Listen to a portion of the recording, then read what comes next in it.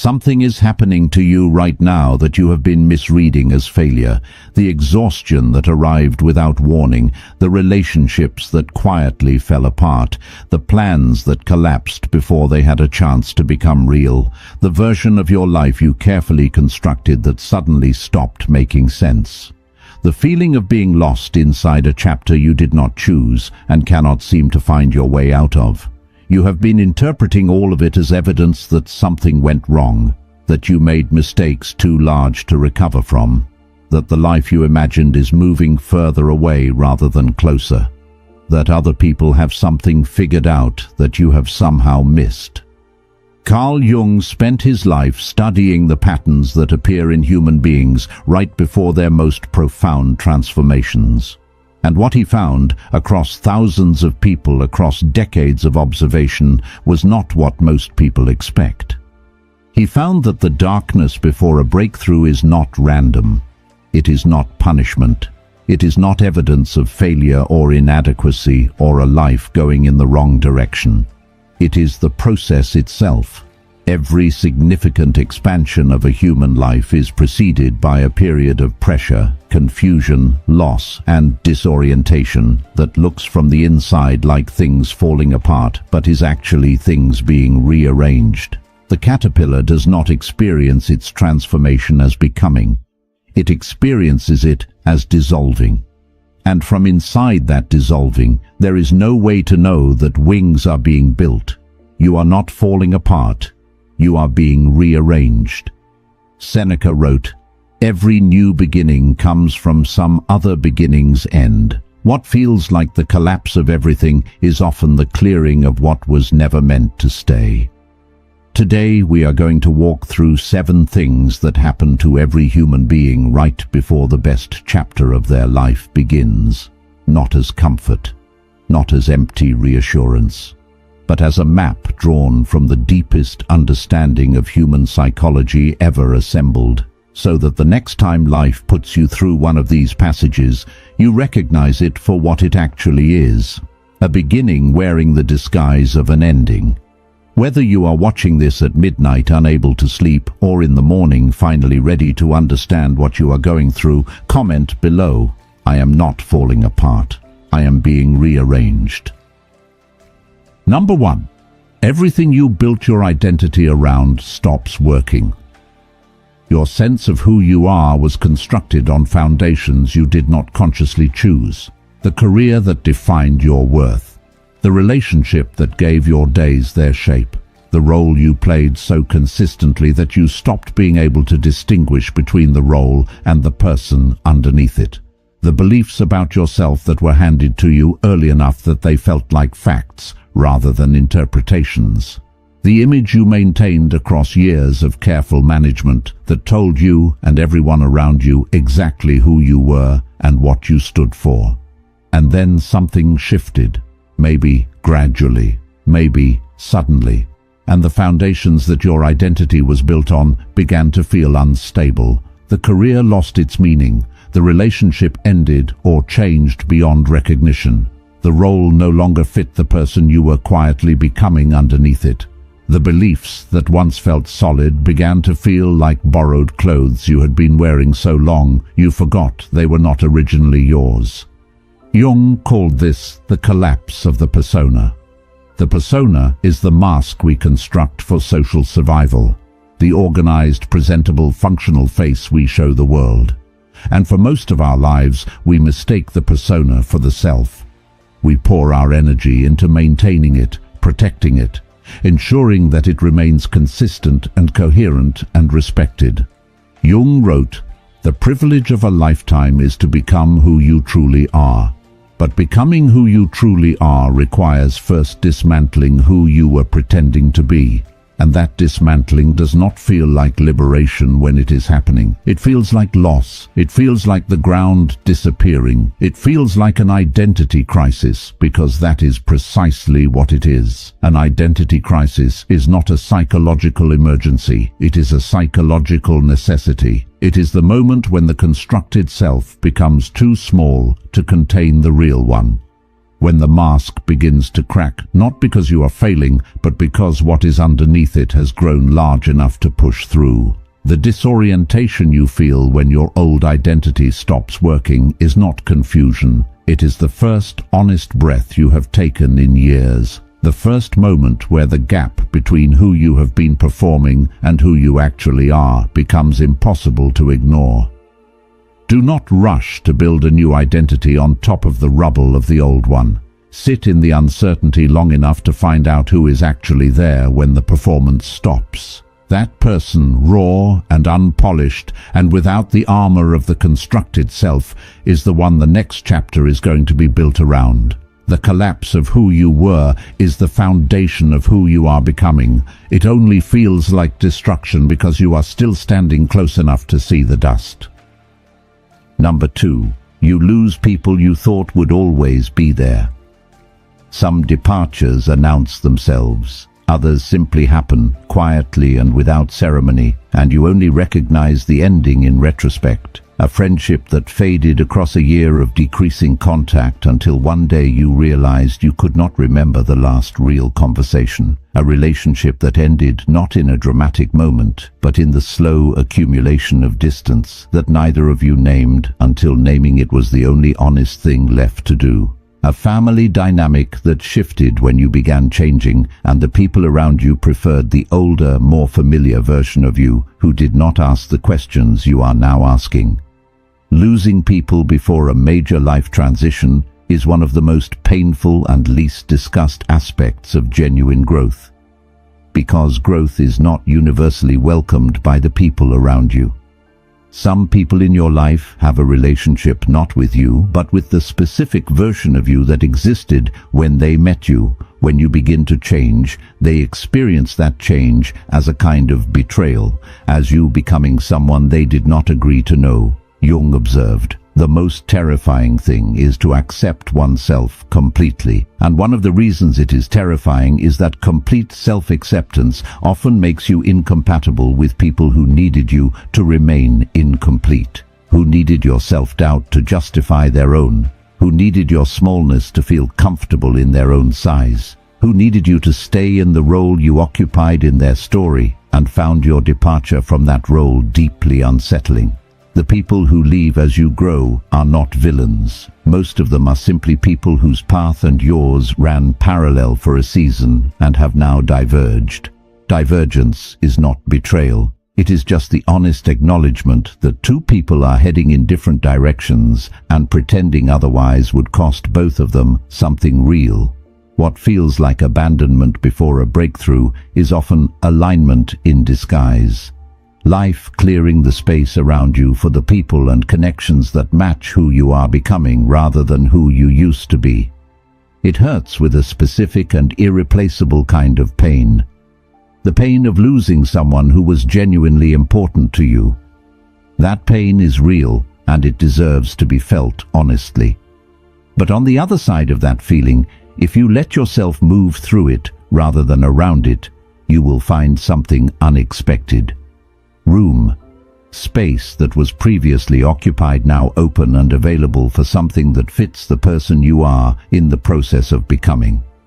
The people meant for your next chapter cannot find their way to you, while every available space is still occupied by relationships that belong to the last one. Number 3. You are forced into a silence you did not choose. Life slows down in a way that feels like punishment. The activity and noise and forward momentum that kept you from having to sit with yourself suddenly disappears. An illness, a job loss, a heartbreak that makes socializing feel impossible. A period of enforced stillness that removes all the distractions you had been using to avoid the conversation your inner world had been trying to have with you for years. And in that silence, things surface. Feelings you buried under the busyness. Truths you knew but had successfully avoided confronting. Questions about your own life that the noise was keeping at a comfortable distance suddenly have no noise to hide behind. They arrive and they sit with you, and they will not be dismissed with activity because the activity is gone. Most people experience this forced silence as the worst thing that has happened to them, as something to escape as quickly as possible, as a problem to be solved rather than a passage to be moved through. Jung wrote, "Your vision will become clear only when you can look into your own heart. Who looks outside dreams, who looks inside awakes." The forced silence before a breakthrough is not a punishment for anything you did or failed to do. It is an invitation, possibly the most important invitation your life will ever extend to you. An invitation to stop running long enough to find out what you are running from, to sit with yourself long enough to remember who you actually are underneath the roles and the noise and the constant performance of a functional life. What surfaces in the silence is not comfortable. Unexamined grief surfaces. Unacknowledged anger surfaces. Dreams you abandoned so long ago you had convinced yourself you no longer wanted them surface with a clarity that the busy years kept safely muffled. Parts of yourself that the noise was suppressing come forward and demand the honest engagement that you have been too distracted to offer them. This is not a breakdown, this is an awakening. The difference between the two is not how it feels from the inside. From the inside, they are indistinguishable. The difference is what you do with what surfaces, whether you rush back to noise as soon as an exit presents itself, or whether you stay in the silence long enough to hear what it came to tell you. Stay. Everything the silence brought to the surface arrived for a reason, and the reason, as uncomfortable as it is always pointing towards something your next chapter requires you to understand about yourself. The conversation your inner world is trying to have with you is the most important one you will ever have. Do not leave before it finishes. Number 4. Old patterns stop working and new ones have not arrived yet.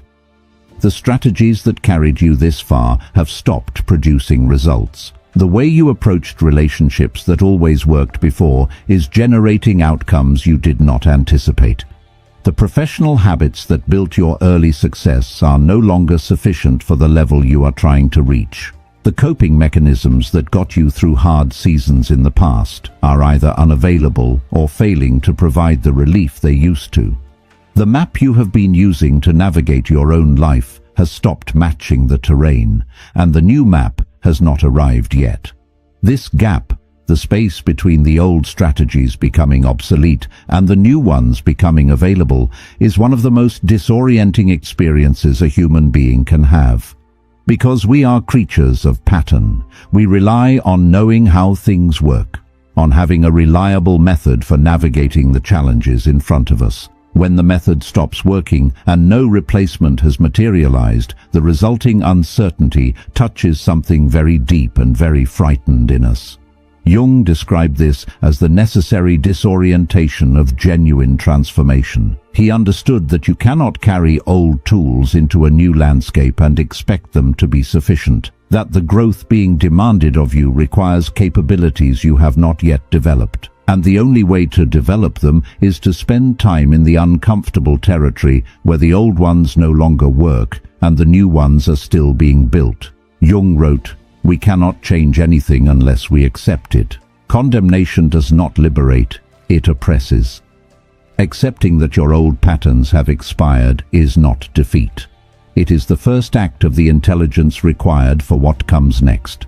The person who insists on using a strategy that has stopped working is not being persistent. They are being afraid. Afraid that the absence of the old method means the absence of any method. Afraid that releasing what no longer works means being left with nothing. But the new patterns cannot be discovered from inside the old ones. They emerge in the gap, in the uncomfortable in-between, where you are no longer who you were and not yet who you are becoming. That space feels like emptiness, but it is actually potential. It is the blank page before the new chapter writes itself. Do not fill the gap prematurely with the first available distraction. Do not grab the nearest old pattern and force it to work past its expiry. Sit in the not yet knowing long enough for something genuinely new to emerge from the honest experience of being without a map. The new patterns are forming. They form in the discomfort. They form in the willingness to move without certainty. They form in the gap itself, not on either side of it. Trust the gap. It is where your next self is being assembled. Number 5. Your deepest fears rise to the surface and demand to be faced. Fears you managed to keep at a safe distance for years suddenly feel very close. The fear of being fundamentally unlovable that you covered with busyness and achievement and the constant maintenance of relationships. The fear of being truly seen and found wanting that you managed by staying slightly hidden even in your closest connections. The fear of failure so deep that it shaped every choice you made without you ever consciously naming it. The fear that you are not enough, have never been enough, will never be enough, surfacing now with a clarity and volume that your previous life managed to keep at a manageable murmur. Jung called these fears the shadow, the parts of ourselves that we refuse to integrate, the aspects of our own psychology that we deemed unacceptable and pushed into the darkness where they would not embarrass us or threaten the persona we were working so hard to maintain. The shadow does not disappear when we refuse to look at it. It grows. It accumulates everything we rejected about ourselves across years of careful avoidance. And before a major transformation, it rises, not to destroy you, but because the next chapter of your life requires a wholeness that is impossible while you are still refusing to acknowledge half of yourself. Jung wrote, "Until you make the unconscious conscious, it will direct your life, and you will call it fate." The fears rising to the surface before your breakthrough are not evidence that you are broken. They are evidence that you are being asked to become whole. To stop dividing yourself into the acceptable parts you show the world and the unacceptable parts you hide even from yourself. To look directly at what frightens you most about your own nature and discover that it has less power in the light than it ever had in the darkness. Facing a fear does not mean the fear disappears. It means the fear stops making your decisions for you. It means the thing you were most afraid to look at turns out to be survivable. That the worst part of yourself you were terrified to confront is not a monster, but a wound. And wounds, unlike monsters, can heal. Epictetus said, "He is a wise man who does not grieve for the things which he has not, but rejoices for those which he has." Your fears are not proof of your weakness. They are proof of everything you have been carrying alone, and carrying them into the light is the beginning of putting them down. Everything you were most afraid to face about yourself is standing at the entrance to your best chapter, not as a gatekeeper who will turn you away, as a passage. The only way through is directly into the thing you have been walking around for years. Walk into it. What is on the other side of your deepest fear is not what you imagined. It is freedom, the specific, irreplaceable freedom of someone who looked at the worst of themselves and survived the looking. Number 6. Life strips away everything that was covering up your real purpose. Comfort has a way of making the wrong life feel acceptable. When the salary is enough and the routine is manageable and the relationships are functional and nothing is actively on fire, it is surprisingly easy to keep living in a life that fits you the way clothes in the wrong size fit. Wearable, not unbearable, but never quite right. Never quite aligned with the specific shape of who you actually are. And then life removes the comfort. The job disappears. The relationship ends. The routine that was holding everything in its familiar shape dissolves. The buffer that was standing between you and the honest question of whether this life is actually yours gets removed without your consent. And in the raw, exposed space where the comfort used to be, something surfaces that the comfort was covering. A calling that never disappeared, just went quiet under the noise of a life that was full enough to prevent you from noticing its absence. A sense of purpose that your constructed life never quite accommodated. A direction that the practical, sensible, responsible choices of your adult years managed to route around without ever quite extinguishing.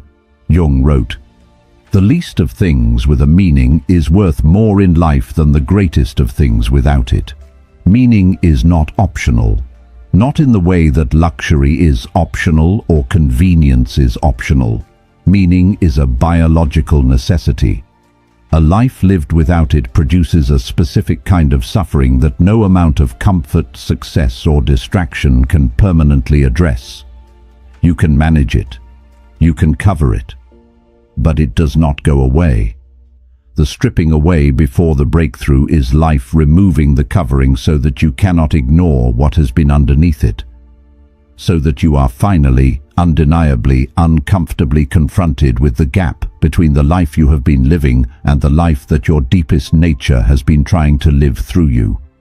That confrontation is painful exactly in proportion to how large the gap was. The more you covered, the more exposure hurts. But the pain of that exposure is clarifying in a way that the comfortable numbness never was. It points, it directs, it tells you with unmistakable specificity what matters and what does not, and what your remaining time on earth is actually for. The life being stripped away was not your real life. It was the scaffolding around it. And scaffolding is only ever meant to be temporary. It exists to support construction, not to be mistaken for the building itself. What remains after the stripping is the building. Raw and unfinished and with a great deal of work still to be done, but real, genuinely, specifically, irreplaceably yours. Build from what remains. That is the only material that ever needed to be used. Number 7. You feel like you are running out of time, and somehow that feeling is a gift. Urgency arrives, and it does not feel like motivation. It feels like panic wearing a philosophical mask. Like the sudden visceral awareness that time is moving and you are not moving with it. That the years you assumed you had in abundance are revealing themselves to be finite in a way that your younger self managed to treat as theoretical rather than real.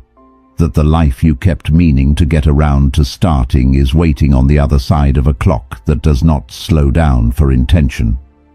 Most people experience this urgency as a crisis and try to escape it as quickly as possible. Into planning that never becomes action.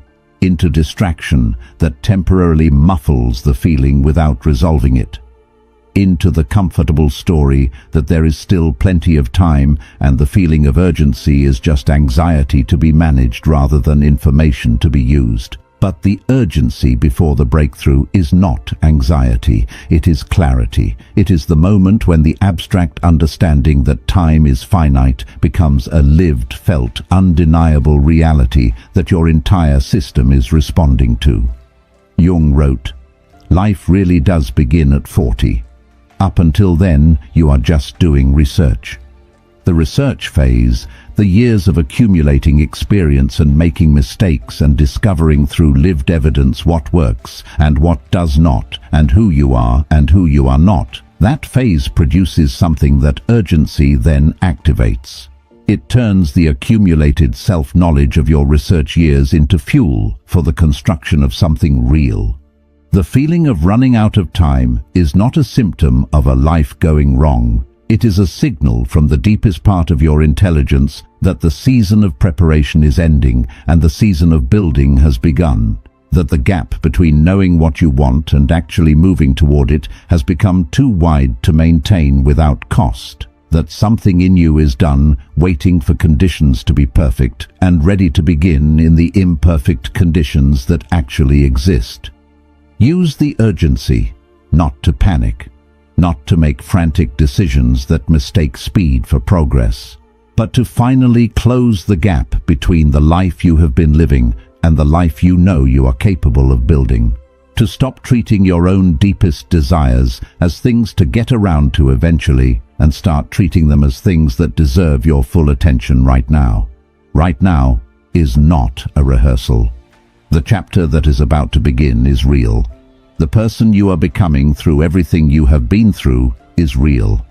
And the life waiting on the other side of everything you have survived is not a distant possibility. It is the next thing, The urgency you feel is not the feeling of running out of time. It is the feeling of time finally becoming yours to use. 7 passages, 7 experiences that feel like endings but function as beginnings. Your identity collapsing under the weight of what you have outgrown. The people departing who belong to the chapter that is closing. The silence arriving to finally say what the noise was preventing. The old strategies expiring before the new ones are ready. The fears surfacing that can no longer be avoided. The comfort dissolving to expose what it was covering. And the urgency arriving to close the gap between who you have been and who you are finally ready to become. None of it is random. None of it is punishment. None of it is evidence that your life is going in the wrong direction. All of it is the process. The specific, universal, deeply human process that precedes every genuine transformation. The passage that every person who has ever stepped into the best chapter of their life had to move through first. Jung understood this because he lived it. He went through his own collapse, his own silence, his own confrontation with shadow, his own stripping away of everything comfortable and familiar. And what he built on the other side of that passage, the understanding of human psychology that still shapes how we understand ourselves a century later, would not have been possible without the darkness that preceded it.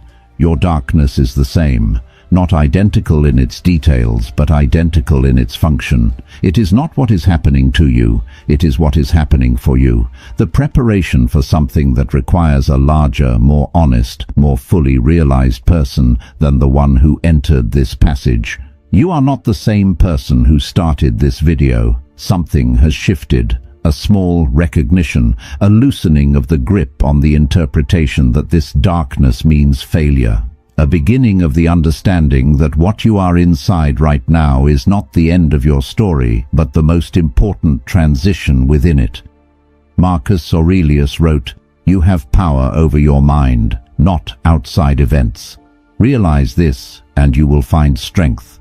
The passage you are in right now is outside your control. What you choose to believe about it is entirely yours. Jung left us with this: I am not what happened to me. I am what I choose to become.